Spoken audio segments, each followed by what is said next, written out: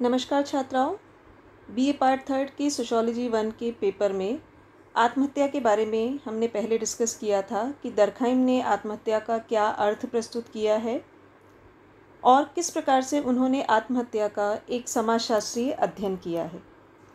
आज हम बात करेंगे कि दर्कहाइम के अध्ययन से पहले आत्महत्या से संबंधित क्या विचार एवं सिद्धांत मौजूद थे और दर्कहाइम ने किस प्रकार उन सारे सिद्धांतों का अवलोकन किया, निरीक्षण किया, उन्हें डिटेल में समझा और उनको आलोचना करके ये सिद्ध किया कि ये सिद्धांत आत्महत्या के सभी पक्षों को ठीक से प्रस्तुत नहीं कर पा रहे हैं और आत्महत्या का जो संबंध है वो समाज से कहीं अधिक है। आत्महत्या ना तो मनोवैद्यकीय कारकों से होता है, न मनोवैज्ञानिक जैविकीय कारकों से होता है या भौगोलिक या प्राकृतिक दशाएं भी उसके लिए उतनी उत्तरदायी नहीं है। वास्तविक तौर पर देखा जाए तो आत्महत्या की सबसे महत्वपूर्ण प्रेरणा शक्ति जो है वो सामाजिक दशाओं में ही निहित है। अतः दर्कहाइम ने इन सब कारणों को आत्महत्या के असामाजिक कारण माना है। इसके अंतर्गत सबसे पहले वो बात करते हैं आत्महत्या से संबंधित मनोव्याधिकीय अवस्थाओं की। मनोव्याधिकीय अवस्थाएं यानी मनुष्य की मानसिक स्थिति में कोई भी अगर व्याधि है, पागलपन है, उन्माद है, स्नायु दुर्बलता है या मद्यपान की आदत है, तो उन सारी चीज़ों के कारण कुछ विद्वानों का ये मानना है कि मनुष्य आत्महत्या के लिए प्रेरित होते हैं। आत्महत्या को जब वो मनोव्याधि की अवस्थाओं की बात करते हैं तो उन्होंने 2-3 उसमें चीज़ें बताई है। एक वो कहते हैं पागलपन और आत्महत्या, दूसरा उन्होंने स्नायु दोष और आत्महत्या को जोड़ा है और तीसरा मद्यपान और आत्महत्या की बात की है। पहले हम पागलपन और आत्महत्या की बात करते हैं। कुछ विद्वानों का ये मानना है कि पागलपन के कारण एक मानसिक अलगाव की स्थिति उत्पन्न होती है और उसमें आत्महत्या व्यक्ति कर सकता है। परंतु दर्कहाइम कहते हैं कि अलग अलग समाजों में इस रोग की जो मात्रा है वो भिन्न भिन्न होती है और उसके कारण हम उसे आत्महत्या से नहीं जोड़ सकते। आत्महत्या को एक उन्माद माना गया है। आत्महत्या उन्माद यानी पागलपन या इंसैनिटी। बॉर्डन जो एक विद्वान है उन्होंने आत्महत्या को एक उन्माद कहा है। उनका ये मानना है कि आत्महत्या पागलपन या उन्माद का ही एक विशेष रूप है जो केवल एक क्रिया से ही संबंधित होता है और शेष सभी क्रियाओं में आत्महत्या करने वाला सामान्य दिखाई देता है। बेसिकली उन्माद क्या है? व्यक्ति का ऐसा व्यवहार जिसमें कोई एक पक्ष में उसे प्रॉब्लम हो, यानी एक पक्ष में वो ठीक से रिएक्ट नहीं करता हो, बाकी अगर आप उसके दूसरे पक्ष देखें तो वो पूर्णतः स्वस्थ दिखाई देगा। किसी व्यक्ति को चोरी करने की आदत होती है तो ये एक तरीके का उन्माद है। वो बाकी सारे काम नॉर्मल करता है, उसके मन में कोई और आपराधिक भावना भी नहीं है, परंतु किसी की कोई चीज़ देखकर उसे ऐसा लगता है मैं इसे चुरा लूँ, तो ये एक विषयोन्माद कहलाता है। मोनोमैनिया जिसे हम कहते हैं। मोनो यानी सिंगल माइंडेडली, यानी एक पर्टिकुलर चीज़ के प्रति आप में कोई उन्माद है और बाकी सारी चीज़ों में वो व्यक्ति नॉर्मल है। परंतु दर्कहाइम इस बात को स्वीकार नहीं करते। वो कहते हैं विषयोन्माद जो है इस प्रकार का कोई रोग नहीं होता। एक विषयोन्मादी में अत्यधिक शिथिलता और निराशा के भाव विद्यमान होते हैं जिससे उसके विचार एवं क्रिया में संतुलन समाप्त हो जाता है और इस परिस्थिति में अगर वो आत्महत्या करता है तो वो एक विशेष परिस्थिति हो सकती है, परंतु सामान्य परिस्थिति में सभी आत्महत्याओं को हम इस श्रेणी में नहीं रख सकते। दूसरा है आत्महत्या को एक उन्माद के रूप में जब उन्होंने जोड़ा है, उसके अलावा उन्होंने कहा है उन्मत्त आत्महत्या। इस प्रकार की आत्महत्या जो है वो मति भ्रम के कारण या हेल्यूसिनेशन के कारण होती है। कई बार व्यक्ति में एक प्रकार का काल्पनिक भय होता है, उसे हमेशा एक संकट का अनुमान लगा रहता है। कई बार हम भी अगर कोई हॉरर मूवी देखते हैं तो उसके बाद आपको कई बार ऐसा फील होता होगा कि हमें अपने आप से एक कल्पना मन में विकसित हो जाती है कि हमारे पीछे कोई है या पर्दे के पीछे कोई छुपा हुआ है या कोई हमें पीछे से अटैक करने वाला है। इसे हम कहते हैं मति भ्रम या हेल्यूसिनेशन। तो कुछ विद्वानों का ये मानना है कि इस प्रकार के रोगी कोई काल्पनिक भय से प्रेरित रहते हैं। उन्हें हमेशा ऐसा लगता है कि कोई व्यक्ति उन्हें मारने वाला है, कोई उनके पास आ रहा है, कोई उन्हें मारना चाहता है, कोई दैविक शक्ति जो है वो उन्हें मारना चाहती है। तो वो दैविक शक्ति उन्हें ऐसा लगता है उन्हें आत्महत्या के लिए प्रेरित कर रही है। इस प्रकार की उन्माद की स्थिति में व्यक्ति में वायु के वेग से एक के बाद एक विचार आते रहते हैं, यानी तुरंत उसके विचार बदलते रहते हैं। और कई बार उसे ऐसा लगता है कि कोई और मुझे मारे इससे पहले मैं स्वयं जाके मर जाऊं। परंतु वो भय उनमें इतना ज़्यादा होता है कि जैसे बॉल्डन ने एक एग्जाम्पल दिया है कि एक व्यक्ति जो है वो आत्महत्या के उद्देश्य से एक नदी में गहरे पानी में उतर रहा था। इतने में से पीछे किसी कस्टम अधिकारी ने उसे आवाज़ दी कि नदी से बाहर आ जाओ, नहीं तो मैं गोली मार दूंगा। नदी से बाहर आ जाओ, नहीं तो मैं गोली मार दूंगा। और व्यक्ति बाहर आ गया, यानी वो आत्महत्या करने ही जा रहा था, परंतु मृत्यु के डर से, गोली लगने के डर से वो बाहर भी आ गया। तो एक विद इन सेकेंड्स उसमें विचार बदलते रहते हैं और ये एक उन्माद की स्थिति होती है। दूसरा उन्होंने बताया विषादपूर्ण आत्महत्या। इस प्रकार की आत्महत्या में व्यक्ति एक दुख या निराशा या शोक की भावना में रहता है, यानी एक मेलैंकोलिक एटीट्यूड उसका बना रहता है, हमेशा डिप्रेशन में रहता है। उसे स्वयं अपने आप में एक ऐसा दुख या निराशा से अपने आसपास में वो घिरा रहता है, भले ही उसके जीवन में कोई दुख ना हो। वो हमेशा तनाव में रहता है और उसे अचानक लगता है कि मेरा जीना व्यर्थ है और वो आत्महत्या की तरफ प्रेरित होता है। सम्मोहित आत्महत्या के बारे में कहा गया है कि इसमें मृत्यु का विचार व्यक्ति के मस्तिष्क पर लगातार छाया रहता है और वो इस विचार से सम्मोहित रहता है, यानी उसे हर चीज़ में उसका मन ऐसा करता है, उसकी केंद्रीय आकांक्षा ऐसी बन जाती है कि वो स्वयं को मार ले। इसी प्रकार से एक और जो पागलपन की स्थिति बताई गई है, आवेगात्मक आत्महत्या। इसमें अचानक से व्यक्ति के मन में अचानक से मृत्यु की तीव्र इच्छा उत्पन्न होती है, यानी अगर वो बातचीत भी कर रहा है, किसी के साथ में बैठा है, अचानक से उसका मन करेगा सामने चाकू रखा है तो वो अपनी नस काट ले, या अगर वो किसी ब्रिज पर से गुजर रहा है तो उसका मन करे कि मैं उसे छलांग लगा लूँ। तो इस प्रकार की आवेगात्मक आत्महत्या जो है उसे भी पागलपन की श्रेणी में रखा गया है। परंतु दर्खाइम इन सारे मनोवैज्ञानिक कारकों को नकारते हैं। इन सारी मनोव्याधिकीय जो अवस्थाएं हैं उनको वो आत्महत्या के लिए एक बहुत ठोस कारण नहीं मानते। उनका ये मानना है क्योंकि इस प्रकार की आत्महत्या जो है बहुत रेयर है, तो उनसे आप सारी प्रकार की आत्महत्याओं को कोरिलेट नहीं कर सकते। कुछ मनोव्याधिकीय परिस्थितियों में इस प्रकार की चीज़ें हो सकती है, परंतु हर प्रकार की आत्महत्या को आप इन श्रेणियों में नहीं रख सकते। दूसरा जो मनोव्याधिकीय कारण माना गया है, स्नायु दोष। स्नायु दोष का अर्थ होता है एक प्रकार का नाड़ी दौर्बल्य या मानसिक व्याधि है। मानसिक विकृतियों की अवस्था को स्नायु दोष कहा जाता है। जब स्नायु तंत्र, जो न्यूरो सिस्टम है आपका, उस पर कोई गहरी चोट लगती है या कोई कठोर मानसिक पीड़ा होती है, तो इस प्रकार के जो रोगी होते हैं वो छोटी सी घटनाओं से उत्तेजित हो जाते हैं, काफ़ी कष्ट का अनुभव करते हैं और सामान्य घटना में भी वो अत्यधिक आनंदित भी हो जाते हैं, यानी एक्सट्रीम में उनका नेचर रहता है। कभी बहुत ज़्यादा खुश होते हैं, बहुत ज़्यादा दुखी होते हैं, यानी उनके न्यूरो सिस्टम जो है उसके कारण उनमें ये दुर्बलता रहती है।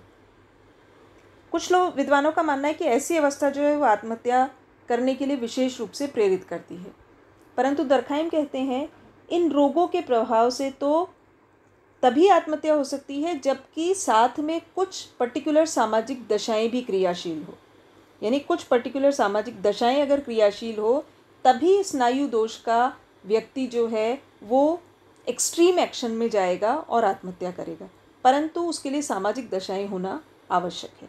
सिर्फ स्नायु दोष उसके लिए उत्तरदायी कारक नहीं हो सकता। मद्यपान को भी आत्महत्या से जोड़ा गया है कि जो लोग शराब पीते हैं वो अपना मानसिक संतुलन खो देते हैं और कई बार आत्महत्या कर बैठते हैं।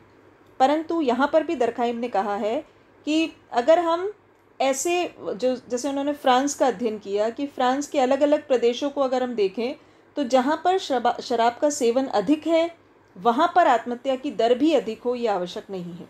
इसके विपरीत भी पाया गया है, जैसे पोजेन एक जगह है वहाँ पर आत्महत्याएं कम है, हालांकि शराब पीने की प्रवृत्ति ज़्यादा है। इसका मतलब मद्यपान और आत्महत्या का कोई डायरेक्ट रिलेशन नहीं है। कुछ विद्वान मनोजैविकीय कारकों को आत्महत्या से जोड़ते हैं, यानी आत्महत्या के असामाजिक कारकों में मानसिक व्याधियों के अतिरिक्त कुछ और मानसिक अवस्थाएं भी महत्वपूर्ण हैं। मनुष्य की शारीरिक तथा मानसिक रचना ऐसी हो सकती है जो कि उसे आत्महत्या के लिए प्रेरित करे। विशुद्ध मनोवैज्ञानिक अवस्थाएं और पैतृकता के कारण जो गुण व्यक्ति को प्राप्त होते हैं उसको यहाँ पर जोड़ा गया है। तो पहले प्रजाति की हम बात करते हैं। प्रजाति को और आत्महत्या के सहसंबंध को बताने से पहले दर्खाइम प्रजाति को परिभाषित करते हैं। वो कहते हैं प्रजाति आधुनिक अर्थ में उन व्यक्तियों का समूह है जो सामान्य लक्षणों से युक्त हैं। ये सामान्य लक्षण यौन संबंधों के द्वारा पैतृकता से प्राप्त होते हैं। कुछ फिजिकल फीचर्स जो होते हैं, कुछ बॉडी के जो कॉमन फीचर्स होते हैं लोगों में, वो उन्हें एक प्रजाति का बनाते हैं। तो कुछ लोग कहते हैं कि एक प्रजाति के जो लोग होते हैं उनमें आत्महत्या, अगर प्रजाति में आत्महत्या की प्रवृत्ति है तो उस प्रजाति के सभी लोगों में आत्महत्या की प्रवृत्ति होगी। परंतु दर्खाइम ने इसको अस्वीकार किया है। वो कहते हैं कि आत्महत्या की जटिल और विशिष्ट प्रकृति जो है वो प्रजाति के सामान्य लक्षणों द्वारा स्पष्ट नहीं हो सकती, क्योंकि एक ही प्रजाति के लोग जो अलग अलग प्रांतों में रहते हैं, ये आवश्यक नहीं है कि वो समान मात्रा में आत्महत्या करें। जैसे उन्होंने केल्ट प्रजाति का उदाहरण दिया है कि केल्ट प्रजाति के लोग एक जगह पर हो सकता है उनकी आत्महत्या की दर अधिक है, परंतु वही लोग जब दूसरे प्रदेश में रहते हैं तो आत्महत्या नहीं करते।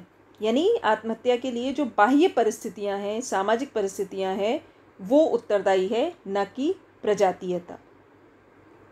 पैतृकता या हेरिडिटी से भी आत्महत्या को जोड़ा गया है, जिसका मतलब है कि आत्महत्या करने वालों के बच्चे भी आत्महत्या करते हैं। यानी ये गुण जो है वंशानुगत रूप से होता है। परंतु दर्खाइम यहाँ पर भी कहते हैं समान परिस्थितियाँ अगर है तो ही वो व्यक्ति उस तरीके के एक्शन ले सकता है।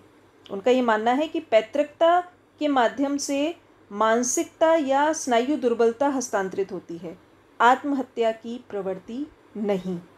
यानी आप नेचर जो है, बायोलॉजिकल फीचर्स और एक जो साइकिक नेचर है, वो कई बार एक पिता से बच्चे को या एक पीढ़ी से दूसरी पीढ़ी को ट्रांसफ़र होता है, परंतु आत्महत्या की प्रवृत्ति भी ट्रांसफ़र हो ये ज़रूरी नहीं है, क्योंकि उसके लिए समान परिस्थितियां भी होनी चाहिए। परंतु जैसे जैसे मनुष्य की सामाजिक परिस्थितियां बदलती है, पिता की जो परिस्थितियां थी हो सकता है पुत्र की वो ना हो, तो आत्महत्या का जो रेट है ज़रूरी नहीं है वो दोनों एजेस में या दोनों जनरेशन में सेम हो। कुछ विद्वानों ने भौगोलिक दशाओं को आत्महत्या से जोड़ा है। मोर्सेली एक विद्वान है और कुछ अन्य विद्वान भी हैं जो कहते हैं कि जलवायु तथा तापमान से आत्महत्या का संबंध है। दर्खाइम इन दोनों चीज़ों को नकारते हैं। जलवायु और मौसमी तापमान जो है वो पूर्णतः डिफरेंट चीज़ें हैं। मोर्सेली ने कहा है कि समशीतोष्ण जलवायु जहाँ होती है वहाँ पर आत्महत्याएं सर्वाधिक होती है, परंतु दर्खाइम कहते हैं आत्महत्या तो सभी प्रकार की जलवायु में होती है। समशीतोष्ण जलवायु में अगर अधिक होती है तो उसके पीछे जलवायु उत्तरदायी नहीं है, बल्कि उस क्षेत्र के जो विशिष्ट सभ्यता है उसका रोल अधिक है। यानी किसी जगह की सभ्यता, किसी जगह की सामाजिक परिस्थितियाँ व्यक्ति को आत्महत्या करने के लिए प्रेरित कर सकती है। जो जलवायु में परिवर्तन होने के कारण आत्महत्या निर्धारित नहीं होती, वहाँ की सामाजिक सांस्कृतिक दशाएं उसके लिए उत्तरदायी होती है। हम लोगों की आत्महत्या की असमान प्रवृत्ति के कारण अगर खोजना चाहें तो जलवायु के बजाय हमें उस समाज की सभ्यता और प्रकृति को समझना होगा। मौसमी तापमान के बारे में भी कुछ विद्वानों का मानना है कि मौसमी तापमान के अनुसार आत्महत्याओं की दर कम अधिक होती है। सामान्यतः ऐसा माना जाता है कि ऐसा मौसम आत्महत्या के लिए प्रेरित करता है जिसमें आकाश में अंधेरा हो, तापमान बहुत कम हो और ह्यूमिडिटी हो। ऐसी स्थिति में आत्महत्या की प्रकृति बढ़ जाती है, क्योंकि दुखी और निराशा जो है वो यहाँ पर, निराशा भरा वातावरण यहाँ पर मन में विषाद उत्पन्न कर देता है। मॉन्टेस्क्यू ने भी यही कहा है कि आत्महत्या का ऋतु के साथ भी संबंध है। उनका मानना है कि ठंडे देशों और पतझड़ के मौसम में सर्वाधिक आत्महत्या होती है, परंतु दर्खाइम कहते हैं कि अधिकतम आत्महत्या न तो सर्दी में होती है न पतझड़ में होती है, बल्कि वो जो मधुर मौसम होता है, बसंत का मौसम जो होता है, उसमें होती है। उस वक्त तापमान जो है वो सर्वाधिक सौम्य होता है। मनुष्य जीवन को त्यागने का ये सबसे अधिक समय, अच्छा समय है। बेसिकली दर्खाइम ने कुछ चीज़ों को जोड़ा है जोग्राफिकली और मौसम के तापमान को, परंतु उसके पीछे भी उन्होंने कुछ सामाजिक कारण दिए हैं। दुर्खइम ने विभिन्न देशों के तापमान और आत्महत्या में अप्रत्यक्ष संबंध अवश्य बताया है। दुर्खइम ने विभिन्न देशों के तापमान और आत्महत्या का अध्ययन करके निष्कर्ष निकाला है कि थर्मामीटर के परिवर्तन तथा आत्महत्या के परिवर्तन में परस्पर कोई संबंध नहीं है। अगर ऐसा कोई संबंध हमें नज़र आता है तो उसके पीछे कोई सामाजिक कारक उत्तरदायी है, जिसको हम बाद में डिटेल में डिस्कस करेंगे। कुछ विद्वान जैसे हैं फेरी, लोम्ब्रोसो, ये लोग कहते हैं कि ग्रीष्म ऋतु में अधिक आत्महत्या होती है। गर्मी प्रारंभ होने पर शरीर में असंतुलन होता है, जिसके कारण अपराध भी होते हैं और आत्महत्या भी होती है। दर्खाइम ने इसको भी नकारा है। वो कहते हैं कि शारीरिक असंतुलन गर्मी की ऋतु में प्रारंभ होता है, वैसा ही शारीरिक असंतुलन सर्दी में भी प्रारंभ होता है। यानी कोई भी मौसम अगर चेंज होता है तो शरीर में असंतुलन भी होता है। अतः इस बात को स्वीकार नहीं किया जा सकता कि गर्मी आत्महत्या का प्रेरक कारण है। दर्खाइम आत्महत्या की भौगोलिक जो विचारधारा है उसको आलोचना करते हैं और कहते हैं कि तापमान और मौसम स्वयं आत्महत्या के लिए उत्तरदायी नहीं है, बल्कि इनका प्रभाव सामाजिक दशाओं पर पड़ता है और वो सामाजिक दशाएं आत्महत्या की दर को तय करती हैं। अनुकरण को भी आत्महत्या का एक कारण माना है कुछ विद्वानों ने। अनुकरण क्या है? जब हम किसी व्यक्ति को देखकर, दूसरों को देखकर उस प्रकार की क्रियाएं स्वयं भी करते हैं। कोई हंस रहा है तो हंसते हैं, कोई उबासी ले रहा है तो उबासी लेते हैं। इस प्रकार अनुकरण किया जाता है। दर्खाइम ने हालांकि अनुकरण को भी बहुत स्पष्ट रूप से परिभाषित किया है। वो 3 अर्थों में अनुकरण को समझाते हैं। जब किसी समान कारण से प्रेरित होकर किसी सामाजिक समूह के लोग संगठित चेतना के रूप में समान रूप से सोचते हैं तो वो अनुकरण कहलाता है। दूसरा, समाज में प्रचलित विचारों, क्रियाओं और प्रथाओं के अनुरूप व्यवहार करना अनुकरण कहलाता है। तीसरा, जब हम किसी की देखी हुई या जानी हुई घटना को पुनः स्वयं दोहराते हैं तो भी वो अनुकरण कहलाता है। दर्खाइम ने तीसरे अर्थ को स्वीकार किया है और आत्महत्या को देखने या जानने के कारण किसी व्यक्ति द्वारा आत्महत्या करना अनुकरण ही है, इसको लेकिन वो नकारते हैं। वो कहते हैं कि आत्महत्या की जो प्रकृति है वो अनुकरण पर आधारित नहीं हो सकती। यदि आत्महत्या अनुकरण का परिणाम है तो एक भौगोलिक क्षेत्र में होने वाली आत्महत्याओं का प्रभाव उसके निकटवर्ती क्षेत्रों में भी होना चाहिए, क्योंकि अगर एक व्यक्ति को देखकर दूसरा व्यक्ति आत्महत्या करता है तो एक भौगोलिक क्षेत्र और उसके आसपास के भौगोलिक क्षेत्रों की आत्महत्या की दर समान होनी चाहिए, परंतु ऐसा नहीं है। यूरोप में डेनमार्क और जो मध्य जर्मनी है वहाँ पर आत्महत्याएं अधिक होती है, परंतु उसके आसपास के जो निकटवर्ती क्षेत्र हैं वहाँ पर आत्महत्या कम होती है। इसका मतलब आत्महत्या और अनुकरण आपस में संबंधित नहीं है। तो इस प्रकार दर्खाइम ने अपने से पहले जो असामाजिक कारकों से संबंधित जो विचार थे अलग अलग विद्वानों के, जिनका ये मानना था कि आत्महत्या मनोवैज्ञानिक कारकों से होती है, भौगोलिक कारकों से होती है, पागलपन के कारण होती है, मनोजैविकीय, प्रजातीय या पैतृक दशाओं के कारण होती है, इन सारी चीज़ों को दर्खाइम अस्वीकार करते हैं। उनको वो विद प्रूफ जो अलग अलग उन्होंने सांख्यिकीय डेटा दिए हैं उसके बेसिस पर वो उनकी आलोचना करते हैं, उनको अस्वीकार करते हैं और हर बार यही बात पर बल देते हैं कि आत्महत्या जो है वो कुछ ना कुछ सामाजिक कारकों से ही होती है।